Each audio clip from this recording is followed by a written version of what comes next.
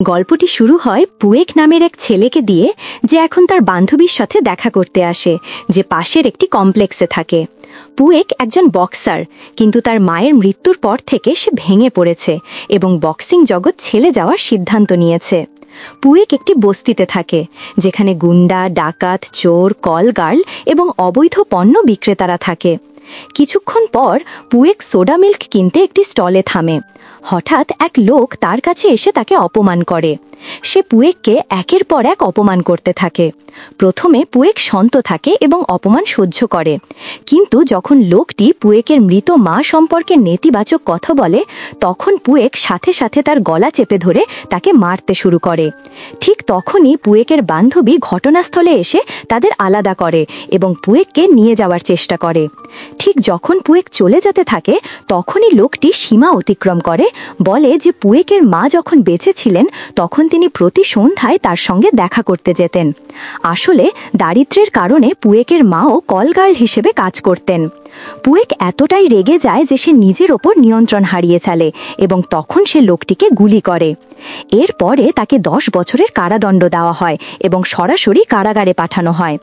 কারাগারে পৌঁছে পুয়েককে ফ্লুক নামে এক নতুন বন্দির সঙ্গে একই কক্ষে রাখা হয়। দেখা যায় ফ্লুক ব্যাংককের একজন ভদ্র মহিলা। এরপর জেলর পুয়েক এবং ফ্লুক দুজনকে জিজ্ঞেস করেন তারা কিভাবে জেলে এলো। পুয়েক ব্যাখ্যা করে যে সে এক লোককে হত্যা করেছিল, কারণ সেই লোকটি তার মাকে অপমান করেছিল। অন্যদিকে ফ্লুকের বিরুদ্ধে মাদক পাচারের অভিযোগ আনা হয়েছে, যদিও সে বলে যে সে এমন কিছু করেনি। সব শুনে জেলর তাদের কারাগারে শান্তিতে থাকতে এবং ভালো আচরণ করতে বলেন এবং তিনি পুয়েক ও ফ্লুককে ব্লক এ সেলে রাখেন। কিন্তু সেলে রাখার আগে পুয়েক ও ফ্লুক দুজনেরই চুল কেটে দেওয়া হয়, যার ফলে তারা পুরোপুরি টাক হয়ে যায়। এরপর রাতে পুয়েক ও ফ্লুককে কারাগারের ভেতরের পরিবেশ দেখানো হয় এবং তারা জানতে পারে যে ব্লক এ সেলের নেতা বিয়ার নামে এক ছেলে, যে একজন ধর্ষক। ব্লক এর সব বন্দী তাকে ভয় পায়। যদি কেউ তার কথা না মানে, তাহলে কাউকে হত্যা করার আগে সে একবারও ভাবে না। নতুন 2 বন্দী এসেছে জানতে পেরে বিয়ার তার শিক্ষানবিশ গল্ফকে পুয়েক ও ফ্লুককে তার কাছে নিয়ে আসতে বলে, কারণ সে এখনও তাদের সঙ্গে দেখা করেনি। গল্ফ তাদের কাছে আসে, কিন্তু দেখে যে পুয়েক ও ফ্লুক ঘুমিয়ে আছে। তখন গল্ফ জোরে তাদের ডাকতে থাকে এবং শুধু ফ্লুকই জেগে ওঠে। পুয়েক কি হতে পারে তা নিয়ে ভাবেও না, ঘুমিয়ে থাকে। তাই শুধু ফ্লুকই বিয়ারের কাছে যায়।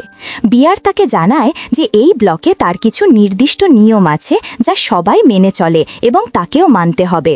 প্রথমত, নতুন বন্দীদের বিয়ারের সব আদেশ মেনে চলতে হবে, সে যাই বলুক না কেন। যদি তারা না মানে, তাহলে সব বন্দী মিলে তাদের প্রচণ্ড মারধর করবে। বিয়ার তারপর ফ্লুককে তার অস্ত্র ধারালো করতে বলে। ফ্লুক একজন লেডিবয় হওয়ায় বাধ্য হয়ে সেটাই করে। এদিকে যখন বিয়ার বুঝতে পারে যে পুয়েক নামে এক বন্দী তার কাছে আসছে না, তখন সে তার লোকদের বলে তাকে শিক্ষা দিতে, কারণ সে শুধু ঘুমিয়ে আছে। এরপর তাদের সেলের সব বন্দী তাকে ঘিরে ধরে এবং পুয়েককে মারতে শুরু করে। পরের দিন বিয়ার এবং তার বন্ধুরা কারাগারের ক্যান্টিনে দুপুরের খাবার খাচ্ছে। প্রতিটি ব্লকের বন্দীরা সেখানে উপস্থিত। কিছুক্ষণ পরে ব্লক বি এর বন্দীদেরও খেতে দেখা যায়। এখানেই ব্যাখ্যা করা হয় যে ব্লক বি এর নেতা ব্যাং নামে এক ছেলে এবং তার বিশেষ শিষ্য ফারাং। কিছুক্ষণ পর আমরা দেখি পুয়েক মারধর করা মুখ নিয়ে খাবার খাচ্ছে।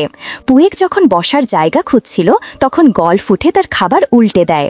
পুয়েক আগেই রাগে ভরা তাদের সাথে ঝগড়া করতে যাচ্ছিল, কিন্তু সে নিজেকে সংযত করে শান্ত থাকার চেষ্টা করে যখন তারা তাকে পশুর মতো আচরণ করে। ফারাং পুয়েককে দেখে দুঃখ পায়, কিন্তু ব্যাং ফারাংকে বলে যে অন্য ব্লকের কোনো বন্দির ব্যাপারে সে যেন হস্তক্ষেপ না করে। 1 ঘন্টা পরে পুয়েককে অন্য সব বন্দির সাথে স্নান করতে দেখা যায়। ঠিক তখনই বিয়ার এবং তার অনুসারীরা সেখানে এসে তাকে ঘিরে ফেলে। বিয়ার পুয়েককে বলে যে স্নান বিনামূল্যে করা যায় না এবং তাকে এর বদলে টাকা দিতে হবে। পুয়েক উত্তর দেয় যে তার কাছে 1 টাকাও নেই, তাই বিয়ারের উচিত তার কাছে অন্য কিছু চাইতে। তখন বিয়ার বলে, ঠিক আছে, তাহলে তুমি আমার সামনে হাঁটু গেড়ে বসো। কথোপকথন শেষ হয় এবং পুয়েক বাধ্য হয়ে হাঁটু গেড়ে বসে।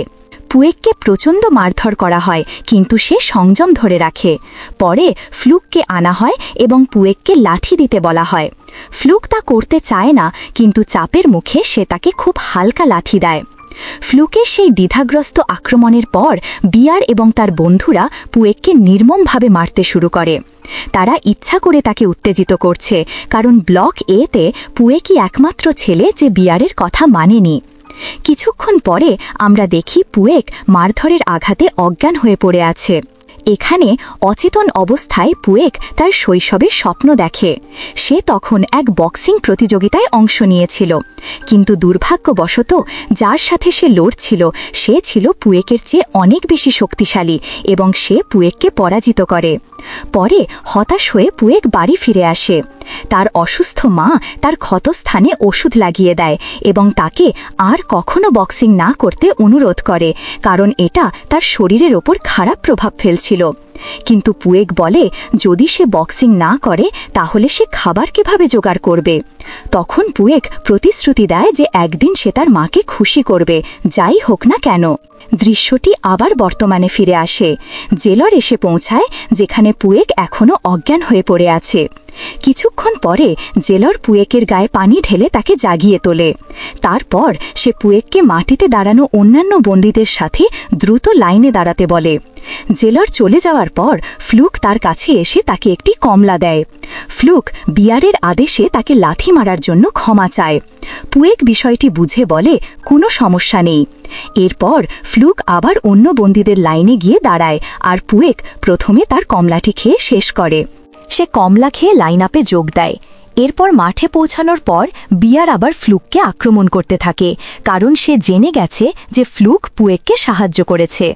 তখন পুয়েক সেখানে এসে সরাসরি বিয়ারকে লড়াইয়ের চ্যালেঞ্জ ছুড়ে দেয় এবং একটি লাথি মেরে তাকে অজ্ঞান করে ফেলে। ঝগড়ার সময় ফারাং এগিয়ে এসে বিয়ারকে থামতে বলে। ফারাং জানায় যে পুয়েক আগেই মারাত্মকভাবে প্রহৃত হয়েছে, তাই আবার লড়াই করা ঠিক হবে না। ঠিক সেই মুহূর্তে ব্লক বি এর নেতা ব্যাং এগিয়ে এসে ফারাংকে সরে যেতে বলে। তারপর ব্যাং এবং বিয়ার নিজেদের মধ্যে একটি শান্তিপূর্ণ চুক্তিতে পৌঁছায়। সে পুয়েককে ব্লক বিতে স্থানান্তর করার প্রস্তাব দেয়, যেখানে ফ্লুকও তার সাথে থাকবে। বিয়ার রাজি হয়, কারণ সে জানে ব্যাঙের সাথে লড়াই করা খুবই বিপজ্জনক এবং ব্যয়বহুল হতে পারে। সেই রাতেই পুয়েককে ব্লক বি সেলে নিয়ে যাওয়া হয়। কিছুক্ষণ পরে ব্যাং এবং ফারাং তার কাছে এসে জিজ্ঞেস করে কেন সে ঘুমাতে পারছে না। পুয়েক তাদের জিজ্ঞেস করে কেন তারা তাকে সাহায্য করেছে। ব্যাং ব্যাখ্যা করে যে যদি তারা তাকে ব্লক বিতে না আনত তাহলে বিয়ার তাকে ছোটখাটো সব বিষয়ে বিরক্ত করত। কিন্তু পুয়েক রেগে যায়, কারণ তারা ফ্লুককে বিয়ারের সাথে ব্লক এতে রেখে এসেছে। ব্যাং ব্যাখ্যা করে যে ফ্লুক ব্লক এতেই থাকতে রাজি হয়েছে, তাই সে সেখানে নিরাপদ থাকবে। পুয়েক তাদের ধন্যবাদ জানায় এবং এখন থেকে ব্যাং ও ফারাংয়ের প্রতি অনুগত থাকার প্রতিশ্রুতি দেয়। কয়েকদিন পরে পুয়েকের বান্ধবী তার দীর্ঘদিন পর তাকে দেখে আনন্দে কাঁদতে কাঁদতে দেখা করতে আসে। তবে সেই আনন্দ বেশিক্ষণ স্থায়ী হয় না। তার বান্ধবী শুধু দেখা করতে আসেনি, সে পুয়েককে জানাতে এসেছে যে তার অন্য একজনের সাথে বাগদান হয়ে গেছে। সে পুয়েকের কাছে ক্ষমা চায়। সে ব্যাখ্যা করে যে এটা তার বাবা মায়ের ইচ্ছা এবং সে পুয়েকের জন্য অপেক্ষা করতে পারবে না, কারণ পুয়েক কবে জেল থেকে মুক্তি পাবে তা নিশ্চিত নয়। এই কথা শুনে পুয়েক ভেঙে পড়ে এবং তাকে বাগদান ভেঙে দিতে অনুরোধ করে, কিন্তু সে তা প্রত্যাখ্যান করে এবং পুয়েককে ছেড়ে চলে যায়। অতিথি কক্ষ থেকে বেরিয়ে এসে পুয়েক দেখে ফারাং, বিয়ার এবং তার দুই গুন্ডার সাথে লড়াই করছে।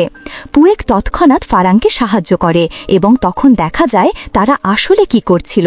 হ্যাঁ, তারা সবাই বাঁশির সুরে নতজানু হয়ে গেছে। ঠিক তখনই ব্যাল আসে এবং বিয়ারের পাশে বসে পড়ে। ব্যাং বিয়ারকে জিজ্ঞেস করে সে কি চায় এবং কেন সে সবসময় ব্যাঙের দলের সাথে ঝামেলা তৈরি করে। বিয়ার বলে যে সে ব্যাঙের দলের সাথে লড়াই করতে চায়, যাতে তারা একে অপরকে শেষ করে দিতে পারে। এবার ব্যাং বিয়ারের এই চ্যালেঞ্জ গ্রহণ করে। পরে রাতে যখন ফ্লুক ঘুমাচ্ছিল তখন বিয়ার ও গল্ফ তাকে জাগিয়ে তোলে। বিয়ার তাকে সব বন্দির সামনে গল্ফকে সন্তুষ্ট করতে বলে। এবার ফ্লুক দৃঢ়ভাবে অস্বীকার করে। গল্ফ জোর করে তাকে বাধ্য করতে চায় এবং অন্য বন্দীদেরও একই আচরণ করতে দেয়। এরপর ফ্লুক একে একে সব বন্দীকে আক্রমণ করতে শুরু করে। কয়েকদিন পরে আমরা দেখি বিয়ার এবং গল্ফ একটি ধারালো ছুরি বের করেছে। তারা কি করার পরিকল্পনা করছে তা পরিষ্কার নয়, কিন্তু তারা সেই ছুরিটি ছোট ছোট টুকরো করে ভেঙে ফেলে। পরের দিন সব বন্দী কারাগারের ক্যান্টিনে দুপুরের খাবার খাচ্ছে। ব্যাং পুয়েক ও তার দলের সাথে খাচ্ছে। ঠিক তখনই ফ্লুক হঠাৎ পুয়েকের কাছে আসে, তার খাবার কেড়ে নেয় এবং দ্রুত সব খেয়ে ফেলে। হঠাৎ ফ্লুক তার গলা চেপে ধরে এবং রক্ত বমি করতে শুরু করে। এটি দেখে ব্যাং সঙ্গে সঙ্গে বুঝে যায় যে এটি নিশ্চয়ই বিয়ারের কাজ। ব্যাং পুয়েককে ফ্লুককে সাহায্য না করতে বলে, কারণ এখন আর ফ্লুককে বাঁচানো সম্ভব নয়। বিয়ার তার খাবারে তেতো গুঁড়া মেশায়, যা মারাত্মক বিষ। এই কথা শোনার সাথে সাথেই পুয়েক বিয়ারের দিকে ছুটে যায়, যে তখন আনন্দের সাথে খাচ্ছিল। তখন প্রচণ্ড হট্টগোল শুরু হয় এবং ফারাং তাকে আটকায়। এরপর ব্যাং বিয়ারের কাছে গিয়ে তাকে বলে যে সে একজন নিষ্ঠুর মানুষ, যে শুধু দুর্বলদের ক্ষতি করে। ব্যাং এতটাই রেগে যায় যে সে শনিবারের জন্য নির্ধারিত লড়াই শুক্রবারেই করতে চায়। বিয়ার খুশি মনে রাজি হয়, কারণ সেও ব্যাংয়ের দলকে হত্যা করতে চায়। পরের দিন শুক্রবার ব্যাং ও তার দল স্নান করছিল। ব্যাং পুয়েককে দুঃখিত দেখে জিজ্ঞেস করে সে কি এখনও ফ্লুকের মৃত্যু মেনে নিতে পারছে না। পুয়েক হ্যাঁ বলে, কারণ ফ্লুককে সে ভাইয়ের মতো মনে করত। ব্যাং বলে যে আজ তারা সবাই মিলে বিয়ারের বিরুদ্ধে লড়বে, যা শুনে পুয়েক কিছুটা শান্ত হয়। সেই বিকেলের পরে ব্যাং ও তার লোকেরা লড়াইয়ের জন্য অপেক্ষা করছে। তারা বিয়ারের দলকে শাস্তি দিতে মরিয়া, যাতে কারাগারে আর কেউ দুর্বলদের উপর অত্যাচার না করে। কিছুক্ষণ পরে বিয়ার ও তার দল আসে এবং ব্যাঙের দল তৎক্ষণাৎ প্রস্তুত হয়। তারা মনে করে তারা সম্পূর্ণ প্রস্তুত। তারা ঝাঁপিয়ে পড়ে এবং লড়াই শুরু হয়। ব্যাঙের দল প্রথমে লড়াইয়ে বেশ প্রভাবশালী দেখায়, কিন্তু দুর্ভাগ্যবশত বিয়ার একটি ধূর্ত কৌশল ব্যবহার করে এবং ব্যাঙের পেটে বারবার ছুরিকাঘাত করে। ঠিক তখনই রক্ষীরা এসে উপস্থিত হয় এবং সব বন্দীকে সঙ্গে সঙ্গে পিছু হটতে বাধ্য করে। জেলারা তাদের কয়েকজনকে লাঠি দিয়ে মারেন এবং আবার লড়াই করলে তাদের সাজা 10 বছর বাড়িয়ে দেবার হুমকি দেন। সঙ্গে সঙ্গে নীরবতা নেমে আসে। সেই রাতে যখন ব্লক বিয়ের বন্দীরা ঘুমাচ্ছিল, ফারাং ব্যাংকে জিজ্ঞাসা করে কেন এত গরম থাকা সত্ত্বেও তাকে কম্বল দিয়ে ঢেকে রাখা হয়েছে। ব্যাঙের পাশে শুয়ে থাকা পুয়েক তখনই তাকে স্পর্শ করে এবং বুঝতে পারে যে তার প্রচণ্ড জ্বর। পুয়েক ব্যাঙের শর্ট খুলে ফেলে এবং ছুরিকাঘাতের ক্ষত দেখে হতবাক হয়ে যায়। ফারাং দ্রুত সব বন্দীকে জাগিয়ে তোলে এবং তাদের পকেট পরীক্ষা করতে বলতে থাকে যে এমন কোনো ওষুধ থাকতে পারে যা সবাইকে অসুস্থ করে দিতে পারে। এদিকে পুয়েক ব্যাঙের ক্ষত চিকিৎসা করার চেষ্টা করে, কিন্তু ক্ষত খুবই গুরুতর ছিল। আর কোনো উপায় না দেখে পুয়েক রক্ষীদের ডাকতে শুরু করে, এই আশা করে যে তারা এসে ব্যাঙের চিকিৎসা করবে। কিন্তু বহুবার ডাকলেও কোনো রক্ষী আসে না। কিছুক্ষণ পরে মৃত্যুর কাছাকাছি থাকা ব্যাং তাদের একজনকে চিৎকার থামাতে বলে, কারণ এখন আর কোনো লাভ নেই। এরপর ফারাং অন্য সবাইকে আবার ঘুমাতে বলে। পুয়েক ব্যাঙের কাছে গিয়ে তাকে ধরে থাকতে বলে। তখন ব্যাং বলে যে আজ রাতই হবে তার শেষ রাত। ব্যাং শুধু চায় পুয়েক আর ফারাং যেন বিয়ারের উপর এইসব ঘটানোর প্রতিশোধ নিতে পারে। এরপর ব্যাং তাদের দুজনকে অনুরোধ করে তার শেষ মুহূর্তে তার পাশে শুয়ে থাকতে। কিছুক্ষণ পরে ব্যাং ফারাং এবং পুয়েককে জড়িয়ে ধরে তার শেষ নিঃশ্বাস ত্যাগ করে। পরের দিন সকালে পুয়েক এবং ফারাং স্নান করতে থাকা বিয়ারের কাছে যায়। তারা সঙ্গে সঙ্গে বিয়ারের কয়েকজন অনুসারীকে মারধর করে, যারা তাদের থামানোর চেষ্টা করেছিল। গর্বে ভরা বিয়ার তখন তাদের জিজ্ঞাসা করে কেন শুধু তারা দুজন এসেছে এবং ব্যাং কি অন্য জগতে চলে গেছে। এই কথা শুনে পুয়েক ভীষণ রেগে যায় এবং বিয়ারকে চ্যালেঞ্জ করে যে তাদের একজন মরার আগ পর্যন্ত লড়াই হবে। অবশ্যই বিয়ার চ্যালেঞ্জ গ্রহণ করে, কিন্তু সে চায় এইবার সবাই ছুরি ব্যবহার করুক এবং লড়াইটি আজ বিকেলে কারাগারের বাথরুমের ভেতরে হবে। এর কিছুক্ষণ পরে পুয়েককে ফারাংয়ের সাথে ছুরি ধারালো করতে দেখা যায়। ফারাং পুয়েককে জিজ্ঞাসা করে সে একা কি করতে চায়, সে কি শুধু লড়াই করবে নাকি তার অন্য কোনো পরিকল্পনা আছে। পুয়েক বলে যদি সবাই আগেরবারের মতো লড়াই করে তাহলে রক্ষীরা বিয়ারকে শেষ করার আগেই তাদের থামিয়ে দেবে, কিন্তু এবার সে তা হতে দেবে না। সে একাই বিয়ারের সাথে লড়বে, কারণ এটি তাকে শেষ করার তার শেষ বড় সুযোগ। সেই বিকেলের পরে পুয়েক এবং ফারাং বিয়ার আসার জন্য অপেক্ষা করতে থাকে। কিছুক্ষণ পরে বিয়ার তার অনুসারীদের নিয়ে আসে। ফারাং পুয়েক এবং বিয়ার ছাড়া সবাইকে লড়াই না করতে বলে, বরং শুধু তাদের লড়াই দেখার দেখার জন্য বলে। বিয়ার আনন্দের সঙ্গে এতে রাজি হয় এবং লড়াই শুরু হয়। ইতিমধ্যে পুয়েকের বাহুতে ছুরির আঁচড় লাগে। এরপর সে তার বক্সিং দক্ষতা ব্যবহার করে বিয়ারের সাথে লড়াই করে, তাকে গুরুতরভাবে আঘাত করে এবং একের পর এক আক্রমণের মাধ্যমে তাকে দুর্বল করে দেয়। এটা দেখে গল্ফ বিয়ারকে সাহায্য করতে এগিয়ে আসে, কিন্তু ফারাং সঙ্গে সঙ্গে তাকে থামিয়ে দেয় এবং চুক্তি অনুযায়ী কাউকে হস্তক্ষেপ করতে নিষেধ করে। তারপর পুয়েক বিয়ারকে শ্বাসরোধ করে হত্যা করে।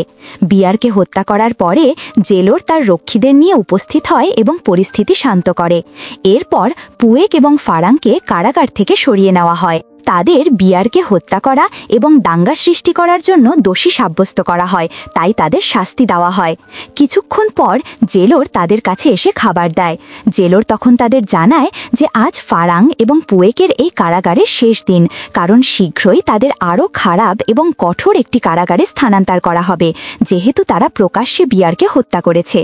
পুয়েক তখন জেলারকে জিজ্ঞাসা করে, আচ্ছা, বিয়ার তো ফ্লুক এবং ব্যাং দুজনকেই হত্যা করেছে, কিন্তু তাকে কোনো শাস্তি দেওয়া হলো না বা অন্য কারাগারে পাঠানো হলো না কেন? জেলোর উত্তর দেয় যে বিয়ার সবকিছু খুব বুদ্ধিমত্তার সাথে করেছে এবং কেউ তা চোখে দেখেনি, সেই কারণেই সে শাস্তি এড়াতে পেরেছিল। কিছুক্ষণ পরে পুয়েক এবং ফারাংকে অন্য একটি কারাগারে স্থানান্তর করা হয়। তারা দুজনই তাদের ভাগ্য মেনে নিতে প্রস্তুত থাকে এবং এখানেই আসে আরেকটি বড় মোড়, কারণ পুয়েক এবং ফারাংকে আলাদা আলাদা কারাগারে পাঠানো হয়। গল্পটি একটি মর্মস্পর্শী নোটে শেষ হয়, যা আমাদের শেখায় যে কেউ যদি আমাদের পাশে দাঁড়ায় তবে আমরাও তার বিনিময়ে তাকে সমর্থন করা উচিত।